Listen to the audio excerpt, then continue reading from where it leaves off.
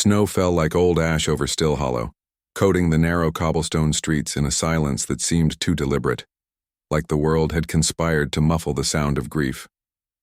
Every step Ilara Quinn took along the crooked lane was measured, each tap of her cane a fragile conversation with the ground. Her breath trembled through the cold, catching in the scarf wound twice around her neck. Though she couldn't see the world, she could hear its cruelty well enough. The whisper of boots shifting behind her, the faint giggle of someone too young to understand what pity could do to a person's soul. Still Hollow was the kind of place that remembered your pain longer than your name. When Ilara lost her sight 2 winters ago, the townsfolk mourned her as if she had died. Some stopped visiting. Others came with offerings of sympathy wrapped in kindness so loud it made her want to disappear.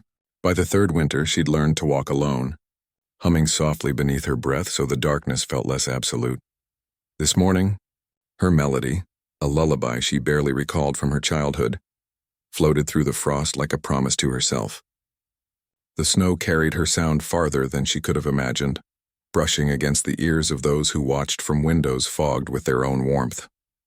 She could feel their stares the way some souls could feel rain before it fell. Poor thing, someone murmured as she passed the bakery. She used to play the piano at the church. Now she just hums. She's still young. Maybe the Lord will give her back her sight. Ilara smiled at the words, though they cut deep. Pity was its own kind of blindness. She lifted her chin, letting the cold sting her cheeks, grounding herself in sensation. It was better than the numbness that had followed her since the accident. Inside the bakery, warmth spilled out, thick with the scent of yeast and cinnamon. She stepped in carefully, counting the floorboards by memory, her fingers brushing the edges of the counter. Mrs. Henley, the baker's wife, hesitated before speaking, her voice brittle with something unspoken. "You shouldn't be out alone, dear." "Not with that. Dog back in town?" Ilara tilted her head. "Dog? They brought him in yesterday. Sheriff Graves himself, that police beast that mauled his handler. He's chained near the old fountain. Mean as sin, they say." The words rolled around in Ilara's chest like pebbles in a jar. A dog who had bitten a man. A dog who was dangerous. Once she might have turned away. But something in her, perhaps the same stubborn pulse that had saved her once and cost her sight, stirred quietly. When she left the bakery, the day had turned to dusk. Snow thickened, swallowing sound. The air carried a weight she couldn't name, something watchful. She followed the familiar curve of the lane until she reached the square. There, behind the whisper of falling snow, she heard it. A low, uneven growl, not of threat but of exhaustion. Ilara stopped. Her cane tapped against frozen stone, echoing near the fountain. The sound of metal scraped against metal, a chain shifting. She stood still, breath visible, heart trembling in her throat. "I can hear you," she said softly. Her voice wasn't meant for courage. It was meant for recognition. "You sound angry. Or afraid."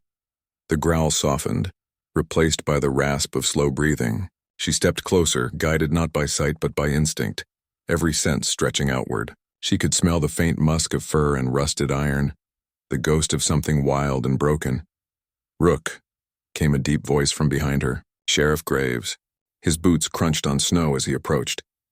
"You shouldn't be near him, Miss Quinn." Ilara turned her face toward the sound. "He doesn't seem angry now."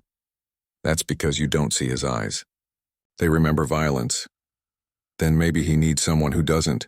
There was a pause long enough for the snow to settle between them. Then quietly, the sheriff said, "Suit yourself, but keep your distance. He's got one more night here before we move him out of town." When his footsteps faded, the world shrank to just the two of them, Ilara and the breathing creature in the dark. She crouched, feeling for the sound of his breath until her gloved hand brushed warmth. The dog stiffened but did not retreat. His fur was coarse beneath her palm, the heat of him startling after so much winter. She smiled, barely. "You're not as terrible as they think, are you?" The dog, Rook, exhaled heavily, a sound closer to surrender than threat. For a long moment, neither moved. The snow continued its patient fall, cloaking them both in the same stillness. Over the next few days, Ilara found excuses to return. She would walk to the fountain with a satchel of old bread or scraps saved from her aunt's table. Rook would wait, silent until he recognized her steps. Then the faint clink of his chain, the shift of his paws, as though acknowledging her arrival. At first, she spoke in fragments about the weather, about how sound felt thicker when snow fell, about music she could still hear but never play. Rook would listen, his head tilting with uncanny understanding. Slowly, her words found courage. "I used to play in the church," she told him one afternoon. "Before the accident. People said I made the piano sound like it was dreaming." Rook huffed, and she imagined his tail moving faintly, the snow stirring behind him. "One day I heard a dog crying on the road," she continued. "I ran out without looking. The driver didn't see me. I woke up in a world without light. I've been trying to forgive myself ever since." Her voice broke then, small and human against the endless white. Rook moved closer until she felt his breath on her knee. She touched his muzzle, tracing the scar along his jawline, a ridge of old pain. "You've been hurt too," she whispered. "Maybe we both just trusted the wrong hands." From across the square, people watched. Murmurs floated through the cold air. "That blind girl's lost her mind," someone said, "talking to that beast like it's her friend." But Alara didn't flinch. She had learned that mercy often looks like madness to those who fear it. By the fourth day, the sheriff stopped trying to stop her. He'd seen something change in Rook. His growls quieted, his body no longer straining at the chain. When Alara's voice filled the square, his ears would lift, his tail sweeping the snow in slow rhythm. One evening, Sheriff Graves handed Alara a leash. "He's calmer when you're near. Walk him a bit. Might do him good." She hesitated, fingers trembling over the worn leather. "You trust me?" "I trust what I see," he said, then caught himself, realizing the cruelty of the phrase. "Sorry, poor choice of words," she smiled faintly. "It's all right. I trust what I hear." And so, beneath a sky bruised with twilight, they walked. The chain between them felt fragile, not like restraint, but connection. Each step echoed softly through the square, the snow sighing beneath their weight.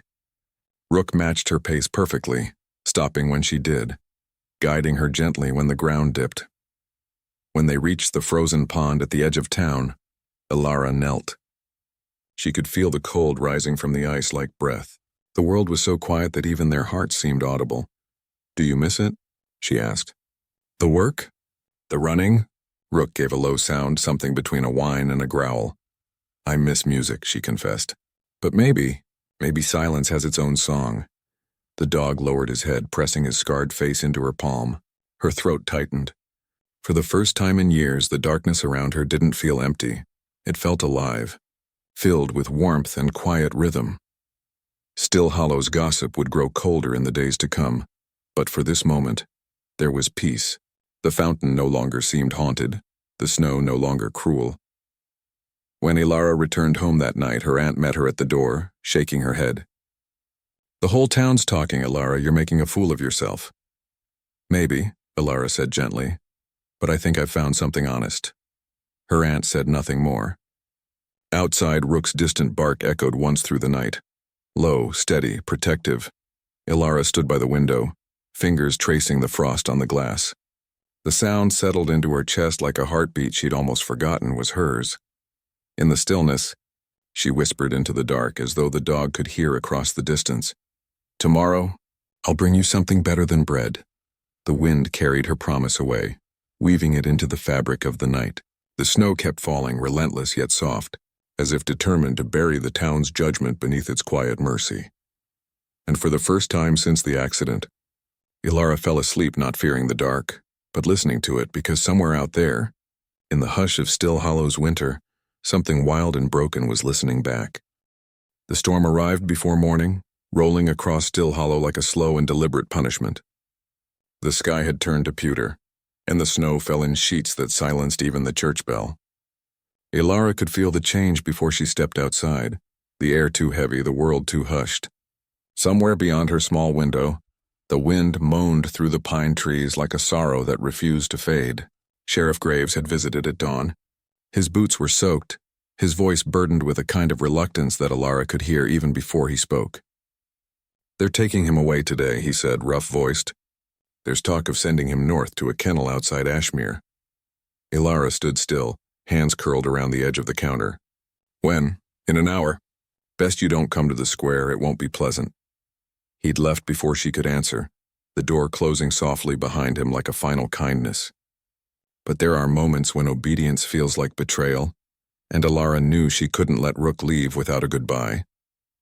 The thought of that empty fountain, the soundless square, felt unbearable. The snow might cover his footprints, but she'd never forget where they led. She wrapped her scarf tighter and stepped into the storm. The wind tugged at her coat, biting through the seams. She moved by memory. The way sound echoed between buildings, the smell of wet iron near the fountain, the faint creak of the old sign above Henley's bakery. The cold was sharper than any blade, but her determination burned through it. When she reached the square, the air carried a strange tension. Metal chains clinked, boots shifted, voices murmured in the snow. She could tell from their tones that the townsfolk had gathered, watching. "Keep back," someone called, but Alara's feet did not slow. Rook barked once, a sound she'd never heard from him before. It wasn't anger. It was desperation. "Alara!" Sheriff Graves's voice broke through the wind. "What are you doing?" She lifted her chin toward the sound of Rook's bark, ignoring the scattered gasps around her. "Let me say goodbye," she said, voice steady despite the tremor in her hands. "He won't hurt me." There was a pause. The storm roared between them, wind carrying snow like ashes. Then the sheriff's sigh, a quiet surrender. "Make it quick." She crossed the frozen cobblestones, boots slipping slightly. When her hand found the chain, Rook pressed forward, his head pushing against her coat. She knelt, burying her face in his fur, breathing in the scent of wet earth and cold metal. "I'm sorry," she whispered. "They don't understand you." "But I do." Rook whined, the sound breaking something open inside her. She wanted to tell him she'd learned to live again because of him, that the darkness had begun to feel less like punishment and more like refuge. But the words wouldn't come. Only silence passed between them, thick and sacred. When the sheriff called her name, she stood reluctantly. "I'll find you again," she murmured. But she knew even as she said it that promises meant little against the machinery of human fear. By afternoon, the snow had deepened to the knees. Alara sat by her window, fingers resting on the cold glass, listening for a sound she knew she wouldn't hear again. The town outside was quiet, waiting for the storm to pass. Somewhere a shutter slammed. Somewhere else a child cried. Still Hollow was always waiting for something to end. Then came the smell, sharp and unmistakable. Smoke.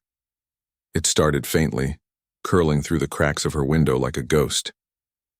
Then the wind carried a scream. Alara froze, her heart leaping to her throat. More voices followed, panic layered over panic, fire. She grabbed her cane and stumbled out into the snow. The smoke thickened immediately, choking the air. She could hear the roar before she reached the square, the bakery burning like a pyre. The heat rippled through the storm, melting snow as fast as it fell. People shouted names, searching for loved ones. "Alara, stay back!" someone yelled, but she kept moving, guided by sound. The collapsing wood, the hiss of steam, the chaos of boots on cobblestone. Then through it all, a bark. Deep, hoarse, alive. "Rook!" she breathed. Another bark, closer this time, raw and desperate. She turned toward it instinctively. "Rook!" The sheriff's voice cut through the smoke, cursing as he fought the fire. "He broke loose! He's inside!" Her heart lurched. She moved forward, ignoring hands that tried to hold her back. "He's trying to help," she said, her voice breaking. "Let him." She followed the sound of his barking until the heat became unbearable. Through the smoke, she heard the cry of a child, trapped, terrified. The building groaned. Then sudden and heavy silence before a crash of splintering wood. "Rook, guide me," she shouted, coughing. She moved toward the sound of his claws scraping against the floor. A moment later, warmth brushed against her leg, rough fur pushing insistently toward the cries. She followed, crouching low, arm outstretched. Her fingers brushed fabric, small shoulders trembling. She pulled the boy close, holding his face near hers. "It's all right," she whispered. "Don't look. Just listen to me." Rook growled once, a command, and then led them back through the smoke. She trusted him completely, letting his barking be her compass. The air was suffocating. The fire's roar a living beast around them. Just as her knees weakened, cold air rushed in and strong hands pulled her through the doorway. She fell into the snow with the boy clutched against her chest. The world erupted in sound, people shouting, water splashing, wind howling. And through it all, Rook's bark again, fading, collapsing into a whine. "Rook," she cried, crawling toward the sound. The sheriff was already there, kneeling beside the fallen dog. His coat was singed, his muzzle blackened by soot. "He's alive," the sheriff said hoarsely. "Barely." Alara sank beside him, hands trembling as they found Rook's face. "You saved us," she whispered.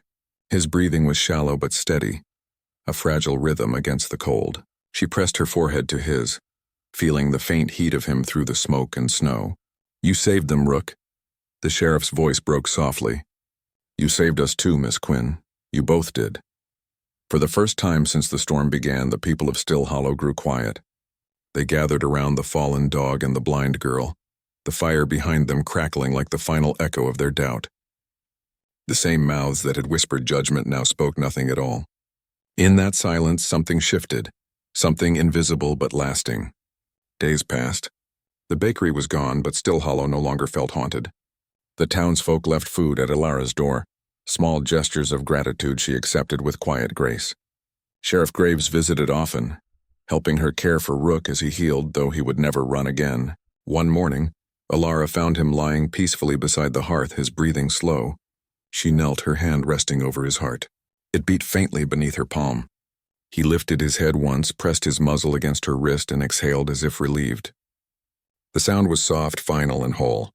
Outside, snow drifted against the window, the kind that never melts right away, the kind that lingers to be remembered.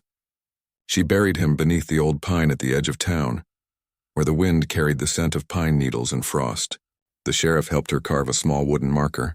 She traced the letters with her fingers until she memorized every groove. Rook, loyal, free. In the weeks that followed, the town changed in quiet ways. The gossip softened into gratitude, the stares turned into smiles. Children would stop by her door to ask about the dog who had saved them. Sometimes she would sit by the piano, her fingers moving over the keys in patterns that were less about melody and more about memory. Each note felt like breath, slow, reverent, filled with the weight of everything she'd lost and found again. The sheriff built her a bench near Rook's grave, and that's where she sat most evenings, the world fading into the muted colors of dusk.